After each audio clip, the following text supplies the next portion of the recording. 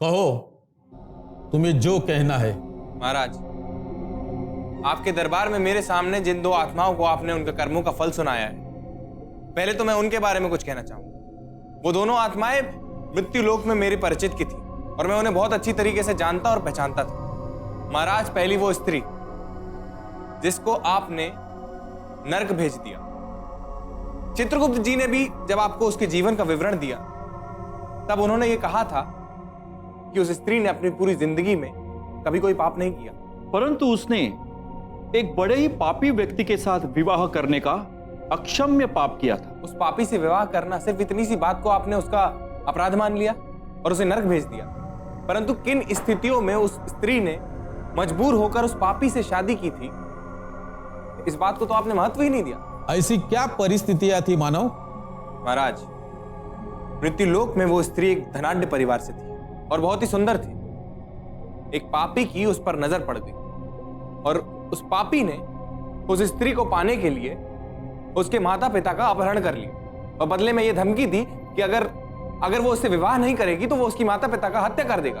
तब उस असहाय स्त्री ने अपने माता पिता की जीवन की सुरक्षा के लिए उस पापी से विवाह कर लिया और अपने माता पिता का जीवन बचा लिया। किंतु महाराज, शादी होने के बाद भी कभी उसने उसके पाप कर्मों में सहायता नहीं दी, ना ही उसके पापों को सराहा। तो फिर उसके पापी पति का दंड उसे क्यों मिले? चित्रगुप्त, ये मानव क्या कह रहा है? महाराज, मानव पूर्णतया सत्य बोल रहा है। मानव, उस स्त्री के बारे में जो कहना था तुमने कह दिया, और कुछ कहना चाहते हो? महाराज, अब मैं बात करूंगा उस पापी आत्मा राघवन की, जिसने जीवन में बड़े बड़े अपराध किए और उसके पापी होने के बावजूद भी आपने उसे स्वर्गलोक दिया। जिंदगी में उसने बड़े बड़े अपराध किए जिसका ब्यौरा चित्रगुप्त जी आपको पहले ही दे चुके हैं और मृत्यु लोक में यही ब्यौरा मैंने पेश किया था अदालत में उस पापी आत्मा के खिलाफ। पर न्यायालय में वो मेरी हत्या करके भाग निकला।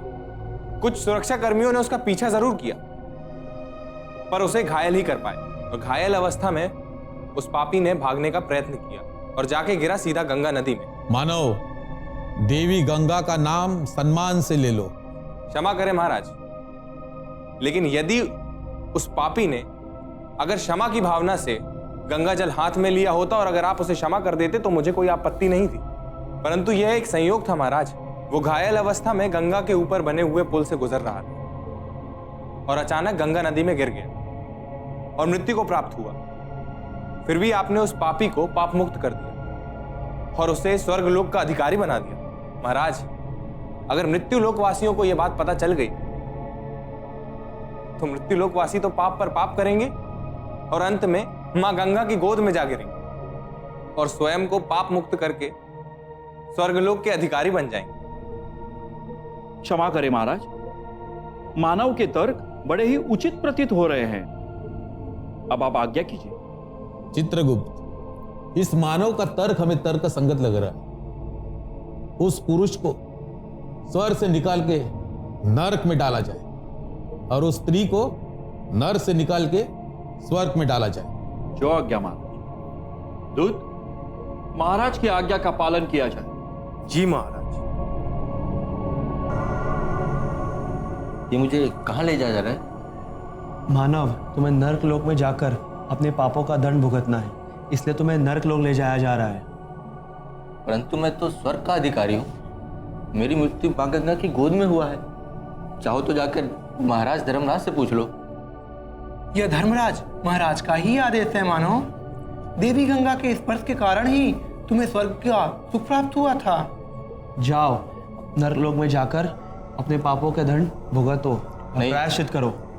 नहीं, मैं नर्क नहीं जाऊंगा। तुम्हें जाना। डर क्या देख रहे हो?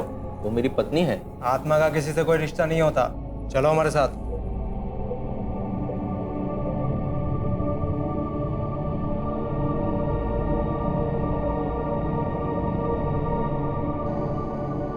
अरे उसे महाराज धर्मराज ने तो नर्क में भेजा था, फिर उसे स्वर्ग में क्यों ले जाया जा रहा है? उस स्त्री ने तुम जैसे पापी को अपना पति स्वीकार किया था, इसलिए उसे नर्क की यातनाएं सहनी पड़ी। अब वो उसकी दंड भोग चुकी है। अब वो स्वर्ग को भोगेंगे और तुम नरक की यातनाएं भोगोगे। चलो।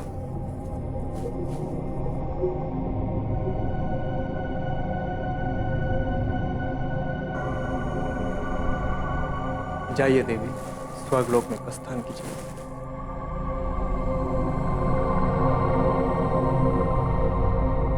आइए देवी, स्वर्गलोक में आपका स्वागत है। चलिए। मानव, हमें ये बताओ कि हमने तुम्हारे साथ कैसे अन्याय किया।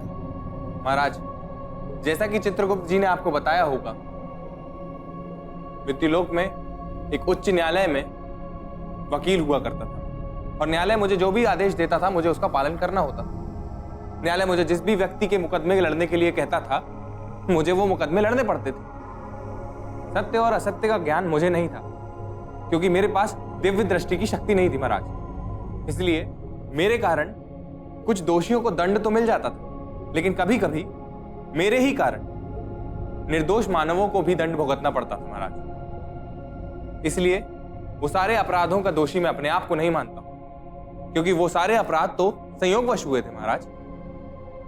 चित्रगुप्त, मानव के इस तर्क पर तुम्हारा क्या विचार है?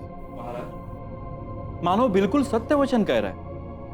इस समय पृथ्वी पर घोर कलयुग चल रहा है और इस कलयुग में मानव विवश होकर कुछ भी कर सकता है। तुम्हारे कहने का तात्पर्य क्या है मानव? मेरे कहने का तात्पर्य सिर्फ इतना है महाराज कि आप किसी भी मानव को अगर दंड देते हैं तो उनके जीवन के विवरण पर एक दृष्टि जरूर डाल लें। इससे किसी भी मानव को अन्याय नहीं झेलना पड़ेगा। सत्य वचन कहा तुमने मानव।